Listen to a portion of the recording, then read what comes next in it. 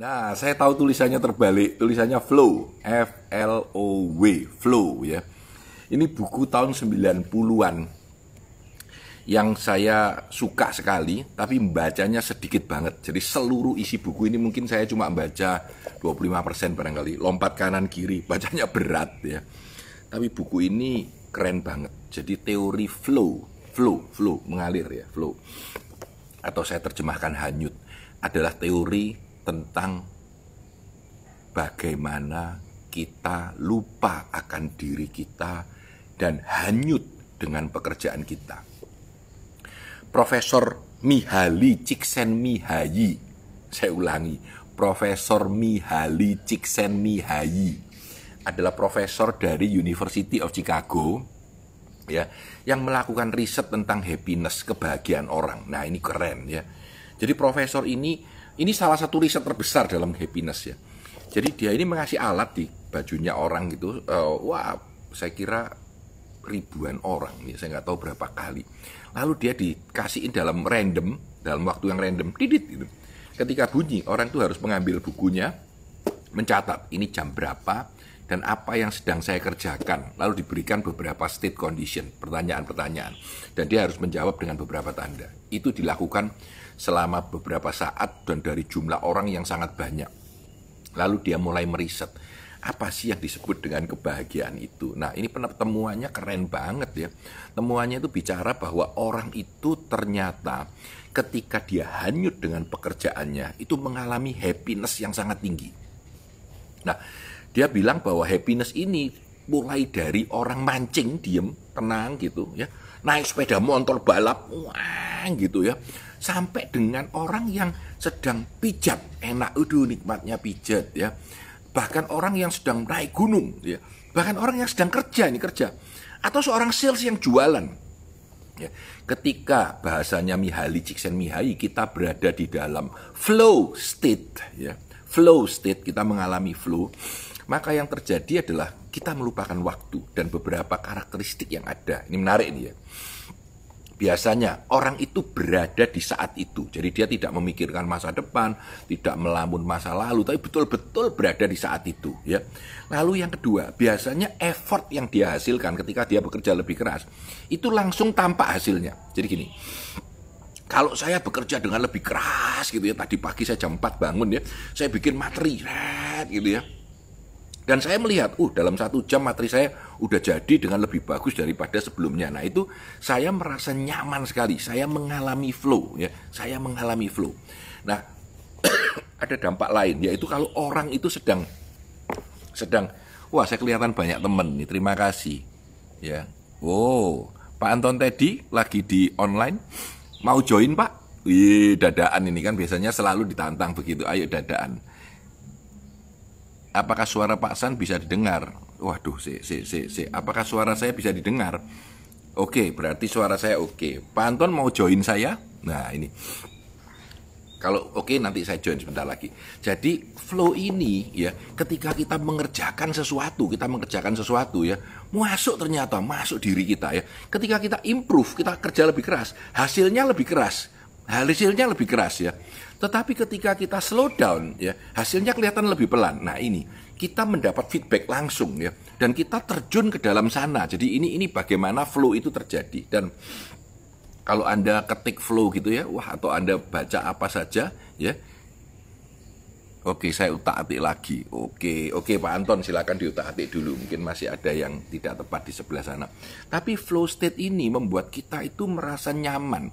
Dan bahkan flow state ini bisa diukur bukan hanya ketika kita bekerja keras saja, tetapi ketika kita sedang nonton bioskop, ketika kita sedang bercocok tanam, ketika kita sedang makan enak, bahkan ketika berhubungan seks. Katanya itu termasuk flow state ya, lupa waktu. Kalau Anda sedang kerja di kantor ya, tiba-tiba, waduh, jam 3, aku tak perhatikan kerja sebentar lagi, tahu-tahu sudah jam 7. Nah, itu flow. Kita mengalami ketika kita perhatian betul ya, flow. Nah, flow ini terjadi bagaimana? Terjadinya flow ini, Pak Anton mau join dengan saya sebentar, kalau mau saya invite. Jadi mengalami flow itu gini, kalau pekerjaan yang kita kerjakan itu terlalu mudah, yang terjadi boredom. Boredom itu adalah kebosanan ya. Tapi kalau kita melakukan kegiatan yang terlalu sulit, terjadilah anxiety ya. Anxiety itu ketidaknyamanan kita karena kecemasan ya. Waduh, kok nggak bisa. Saya kasih contoh, kalau Anda dikasih pekerjaan misalkan ya, dikasih gaji sama dengan sekarang, tapi pekerjaannya tiap pagi hanya memindahkan kursi dari dalam ruangan keluar ruangan 100 kursi, sore mengembalikan lagi ke dalam, pagi hanya itu saja. Mau apa enggak? Enggak mau gitu ya.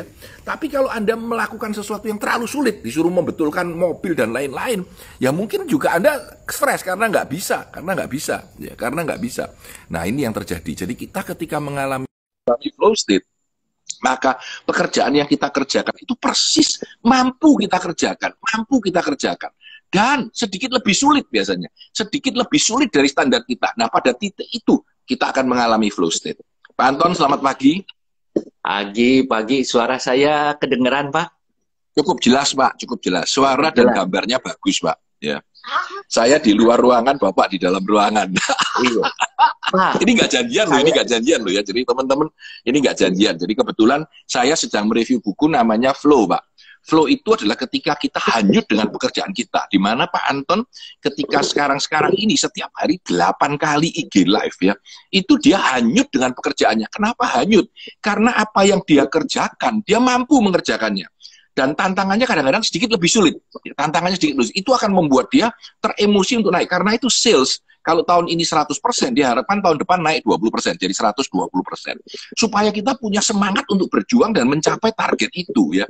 Saya nggak tahu nih, tapi saya yakin Pak Anton punya target juga untuk maju ke depan ya. Kalau terlalu mudah, bosen. Kalau terlalu sulit, kita nggak mampu ya. Jadi ini kita mengalami flow state. Itu mungkin Pak Anton bisa bercerita apa saja deh Pak, silakan. Tadi Bapak bilang dari jam 3 lalu jam 7. Kalau saya itu bangun, lalu kutak-kutik, setelah itu rasanya kok tidur lagi, Pak. Ternyata itu jalan, seharian kan 4, 6, 8, pada waktu 8 itu udah nggak terasa, Pak. Rasanya baru bangun, setelah itu tidur lagi, baru bangun, tidur lagi. Itu flow state, Pak. Jadi Bapak mengalami perasaan hanyut. Jadi oleh Profesor Mihaly Csikszentmihalyi itu digambarkan orang yang bisa melupakan waktu, tidak sadar dengan kecepatan yang sangat tinggi, itu super enjoy. Jadi kita masuk di dalam pekerjaan itu, tubuh dan arwah kita masuk di dalam pekerjaan itu dan mengalir deras dengan kita terhanyut dengan pekerjaan itu. Mungkin Pak Anton bisa cerita, kenapa kok sekarang ini bisa ber-IG live sekuat itu ya dan senikmat itu. Saya melihat saya sering mampir sebentar dan lihat Pak Anton punya sebuah semangat yang luar biasa gitu. Silakan Pak Anton. Satu, pada awalnya kan iseng ya. Yes. Dan kalau iseng itu sebenarnya ada kekosongan di dalam jiwa kita. Kita tidak tahu, kita sedang mencari. Tapi begitu kita menemukan sesuatu, satu, saya merasa diberkati bisa memberikan semangat kepada teman-teman yang lagi down gitu ya. Mereka bilang, kalau lihat Pak Anton ngomong aja udah seneng katanya ya. Aduh, itu kan seneng. Lalu setelah itu mulai. Tapi saya setuju banget loh itu Pak. Saya setuju banget. Iya, lalu setelah itu mulai. Pak, kok Bapak bisa ketemu sih sama narasumber ini? Narasumber itu mulai seneng lagi, apinya tambah gede lagi. Ditambah lagi, Pak, gimana caranya Bapak kok nanyanya ngutak-ngatik, ngulak-nguliknya itu kok rasanya cocok gitu ya. Saya seneng sekali, tambah lagi gitu kan. Nah, dari situ, dari iseng lalu mengisi kekosongan diri sendiri, lalu sekarang saya mulai berusaha untuk transfer. Bagaimana transfer kepada orang lain? Nah, dari situ ternyata tingkat kepuasannya itu lebih lagi gitu ya. Wow, jalan itu kayak kemarin Pak, waktu Bapak undang saya. Waduh Pak, saya jalan di 1.500 itu melayang Pak. Melayang. Pak, saya hari ini 2.500 Pak. Nanti jam 9. Melayang. Waduh, itu karena tegang Pak. Karena tegang. Tadi jam 4 sudah nyiapin gitu ya. Terus tegang. Udah tegang, makan pagi udah relax dulu, nyalain IG live. Jadi ini relaksasi saya. Hmm. Pak, saya mau bacakan satu kalimat Pak di sini Pak. Ini kebetulan saya kasih tanda, cuma satu aja, keren Pak. Ini cocok buat Bapak. Dia bilang, what is the meaning of life? Apa makna hidup itu? Ya, katanya, it turns out to be astonishingly simple. Katanya makna hidup itu simple. The meaning of life is the meaning, whatever it is, wherever it comes from, a unified purpose is what give us meaning in life. Jadi kalau kita punya tujuan, Bapak ingin menginspirasi orang, yaitu arti kehidupan sebenarnya. Jadi dia bilang arti kehidupan jangan susah-susah lah nyari. Oh saya mau jadi orang hebat. Tapi ketika kita menemukan diri kita, ketika kita mengerjakan sesuatu, ya lepas dari itu maaf ini, saya tahu Pak Anton mungkin 10 tahun, 20 tahun lalu sudah lewat apa yang disebut dengan financial freedom dan lain-lain. Itu kan urusan yang kuno lah itu ya. Sudah lewat lama gitu ya. Tapi beda Pak, kita ketika menemukan diri kita bisa menginspirasi orang, kita semangat, mempunyai makna tersendiri. Itu yang saya juga rasakan Pak. Jadi saya bisa merasakan itu. Jadi ini mungkin yang sedikit hal yang kecil yang menarik aja tentang the meaning of life. Silakan Pak Anton bisa memberikan masukan tentang the meaning of life buat teman-teman ini. Kita kan seangkatan Pak. TWN, teman. Saya melihat itu orang orang suka berpikir terlalu panjang, Pak. Menurut saya itu salah. Saya pikir just do it gitu ya. Nanti ketemu flow-nya.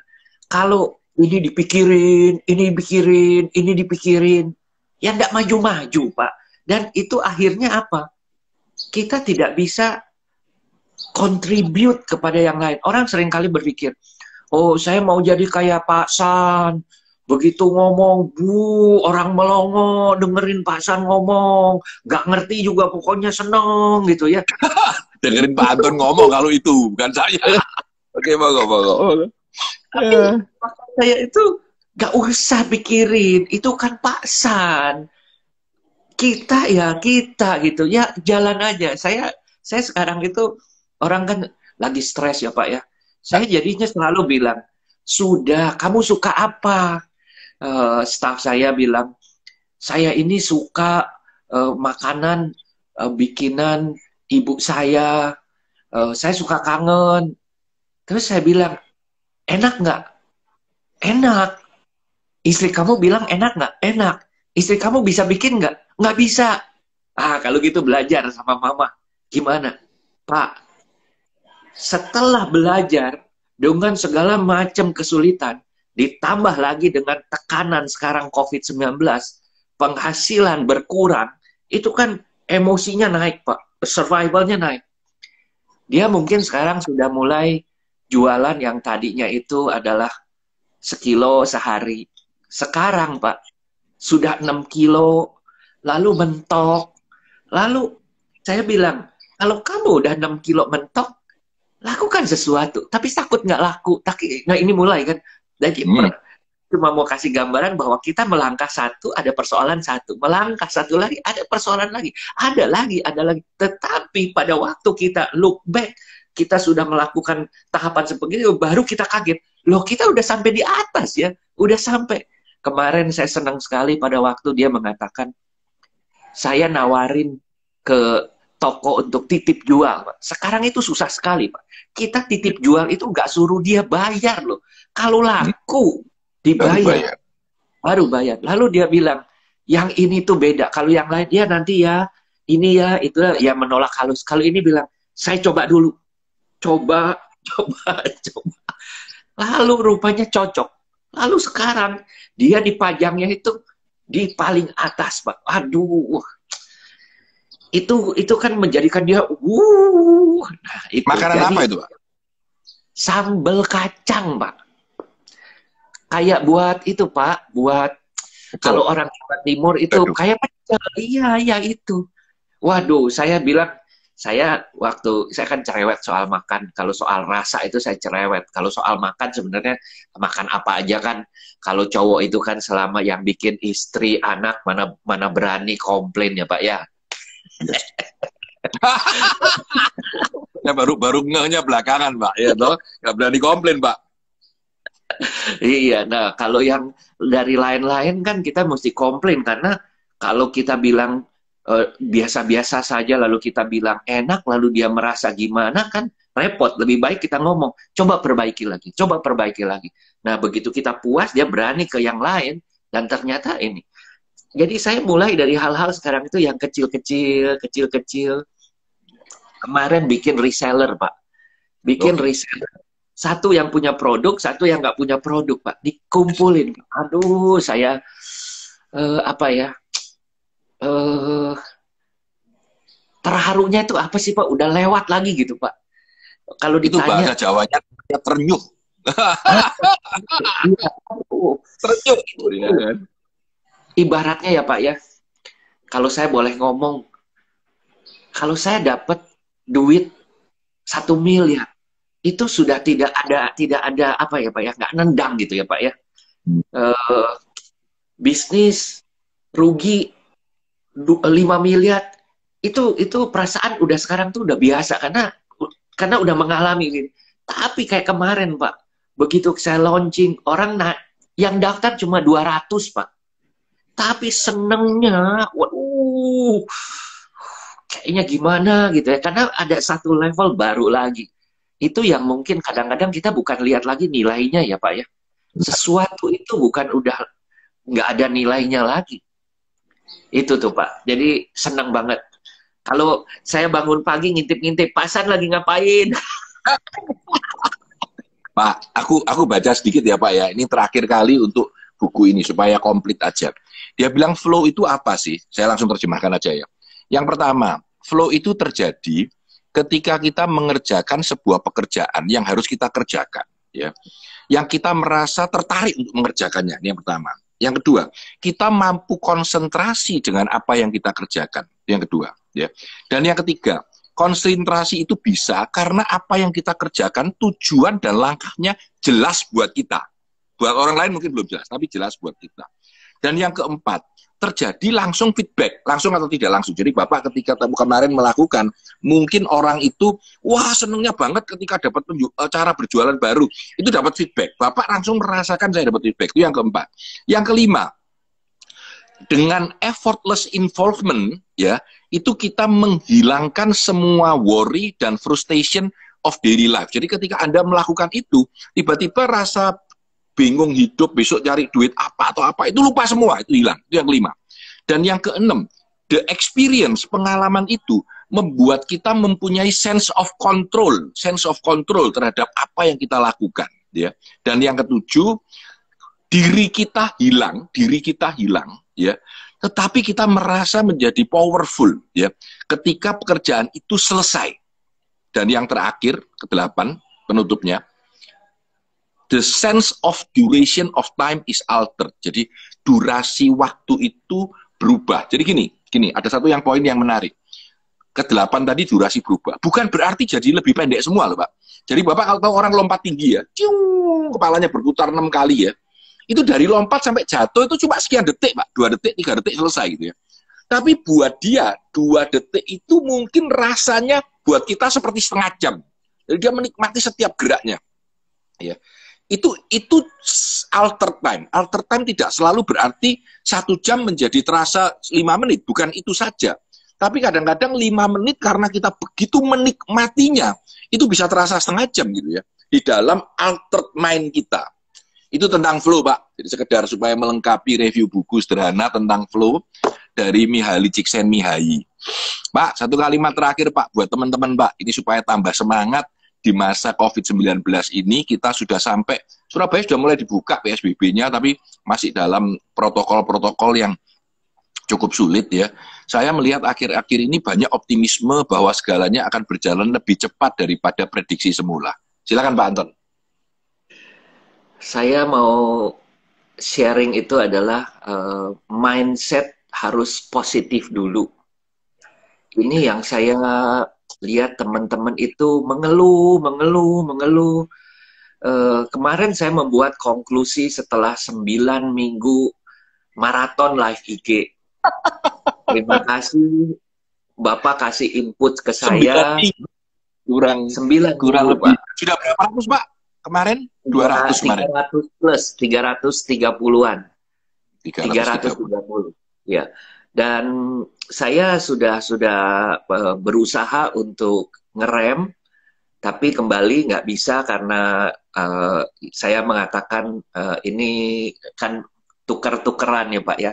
Pada saat saya minta 10 orang, 9, mungkin 7 orang mengatakan ya tanpa pernah berpikir bahwa live IG itu seperti apa. Jadi live IG saya banyak sekali yang dalam tanda petik penuh dengan pertama gitu ya, karena lawan bicara saya baru pertama kali, muka gelap, nggak ngerti dan lain sebagainya. Tapi it's fun. Tapi setelah itu saya selalu mengatakan, enak kan, enjoy kan, just do it. Dan setelah itu mereka minta saya, jadi saya harus memberikan waktu saya. Nah, tapi saya menarik adalah sampai minggu ini, minggu ke-10, saya minggu ke depan tuh saya nggak bikin appointment ke siapa-siapa. Jadi saya minggu depan sudah mulai convert. Saya belajar dari Bapak kasih banyak begitu pencerahan, dan saya mengatakan, yes, saya sekarang mau convert. Convertnya kemana? Level yang lebih susah. Mulai melakukan webinar. Itu tingkatnya ternyata lebih susah lagi. Mesti ada siapin PowerPoint. Kalau IG Live, bangun, belum ini, belum itu, belum mandi nih Pak, belum sarapan, Bapak ngajak langsung, saya loncat gitu ya. Tapi kalau di Zoom itu tidak bisa. Bapak mengatakan harus ada PowerPoint. Saya bilang oke lah bisa. Tapi Bapak mengatakan yang bagus PowerPoint-nya. Oh iya, jadi mulai siap-siap gitu ya. Nah ini step-step yang saya memasuki satu exciting yang baru lagi. Yang menurut saya ini mulai minggu depan mudah-mudahan saya percaya Tuhan dan alam semesta akan memberikan dukungannya. Udah pakai spiritual gitu ya Pak ya. Tapi ada satu yang saya mau pesan kepada teman-teman, fokus dengan hal-hal yang positif. Kalau kita tidak fokus dengan hal-hal yang positif, itu untuk actionnya membuat bingung. Itu yang pertama. Kedua, saya mau kasih contoh bahwa 9 minggu, sekarang minggu ke-10, saya berbicara dengan begitu banyak tokoh, dan saya dari awal, saya mengatakan saya tidak mau bicara banyak dengan orang-orang travel. Orang travel itu cuma 10%. Banyak yang merasa, Pak Anton kenapa nggak manggil saya? Saya bilang, saya diskusi sama Bapak, apa yang Bapak mau cerita saya sudah tahu. Apa yang saya mau cerita Bapak sudah tahu. Sudah no fun lagi, saya bilang. Lebih baik saya ngomong dengan 90% orang-orang yang saya tidak paham. Saya ngomong dengan orang yang, orang kadang-kadang pikir, Pak, apa hubungannya travel dengan properti? Saya bilang, saya pengen tahu bagaimana orang properti masih bisa jualan di zaman susah begini. Kita ini juga lagi susah. Jadi, saya cari orang-orang yang positif. Cara pikirnya itu positif. Nothing impossible gitu. Saya kadang-kadang, waduh gitu ya. Kadang-kadang serem. Saya lihat Pak Tung Desem. Antara mati dan tidak, dia cerita begitu ya. Waduh, saya bilang, saya masih bersyukur. Coba kayak beliau antara mati, ini cerita sendiri Pak. Saya dalam keadaan antara mati dan hidup itu bisa lewat. Kalau dalam 2 hari itu saya tidak sembuh, saya sudah lewat gitu ya. Istri saya sudah begini, sudah begitu, udah bikin warisan segala macam gitu Pak. Saking itu kritis. Saya malah melihat kita harus bersyukur. Saya jadi ngelihat orang-orang yang antara mati dan hidup bisa survive. Masa saya cuma ibaratnya dikasih nggak bisa jualan, nggak bisa survive. Lagian, apa yang terjadi sekarang bukan kerugian bisnis yang paling besar yang saya alami. Nah, dari situ saya mulai melihat, mari teman-teman, mindsetnya dibenerin dulu. Kalau mindsetnya nggak bisa dibenerin, jelek, ya maunya gimana? Nah, kalau udah mindsetnya bener, banyak lihat, pantengin Pak Tanadi Santoso punya IG Live gitu ya. Ini saya tuh merasa, very happy gitu ya Pak, sangat ngecas pagi-pagi begitu. Bapak nggak usah nanya ke saya 2 kali, tadi saya langsung mau, saya loncat. Istri saya bilang, ganti baju dulu. Oh iya, iya ganti baju dulu. Tapi sedih Pak. Ya. Saya melihat, nah ada satu Pak mengenai PSBB ini ya Pak ya. Saya merasanya ya Pak ya. Saya merasanya sekarang adalah zamannya lebih gawat, lebih berbahaya dengan waktu ada PSBB. Pada waktu ada PSBB, kita memang mau di rumah, gitu kan. Begitu PSBB-nya Jakarta itu transisi PSBB, kita itu menjadikan keluar, Pak. Berani keluar. Nah, ini bahaya. Karena, aduh, serem deh, Pak. Serem. Serem. Bapak juga belum keluar-keluar, kan, Pak? Kemarin ke kantor, Pak. Iya, iya. Kemarin ke kantor, ya. Pak, ini penutup dari saya. Saya kira waktu kita juga nggak mau terlalu panjang karena review buku biasanya saya pendek. Nah, saya ini pakai kaos ini, Pak. Dari Thailand, Pak.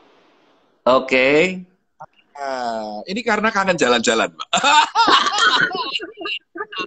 Tadi pagi, baru mandi, ya selesai, ngambil kaos. Wah, kelihatan kaos ini tiba-tiba inget kalau malam-malam di sungai di Thailand itu, lalu kita ngelihat kunang-kunang, terus kangen. Saya pakai baju, terus saya pikir kita semua sebenarnya kangen jalan-jalan ya. Mungkin suatu waktu ketika semuanya sudah dibuka kembali, kita bisa menikmati dengan lebih dalam perjalanan jalan-jalan itu karena kita pernah mengalami tidak boleh jalan-jalan. Semakin kita menghargai kemampuan kita untuk bisa terbang ke luar negeri, untuk bisa menikmati dimanapun kita berada. Saya kira itu ya Pak Anton. Terima kasih atas banyak waktunya. Semoga acara hari ini walaupun di IG share nggak terlalu banyak yang nonton, hanya beberapa ratus orang, bisa bermanfaat untuk banyak orang yang menikmatinya. Selamat pagi Pak Anton, salam sukses selalu. Terima kasih Pak, terima kasih. Yuk.